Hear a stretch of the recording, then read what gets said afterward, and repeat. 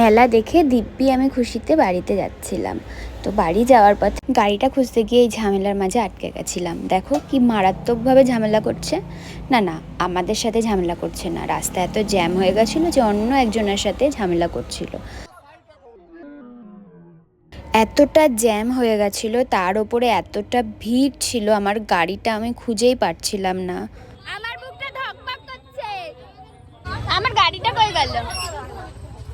এইদিকে কোথায় যেন ছিল না? এরকম প্রথম হলো যে গাড়িটা রেখে আমি কোথায় রেখেছি সেটা আমি খুঁজে পাচ্ছিলাম না। আমি তো ভাবলাম আমার গাড়িটাকে কেউ নিয়ে গেল নাকি, কিন্তু আমি গাড়ির হ্যান্ডেল লক করে রেখেছিলাম।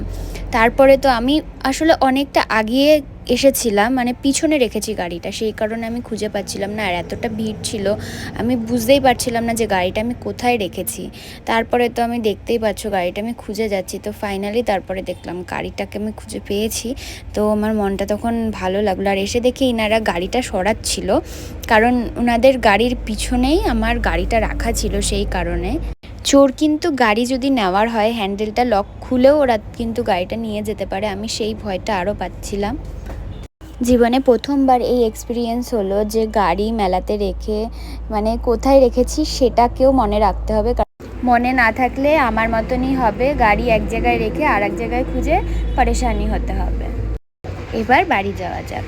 ফাইনালি বাড়ি যাচ্ছি আমি। সামনে জন্য তাড়াতাড়ি বাড়ি চলে আসতে। হ্যাঁ।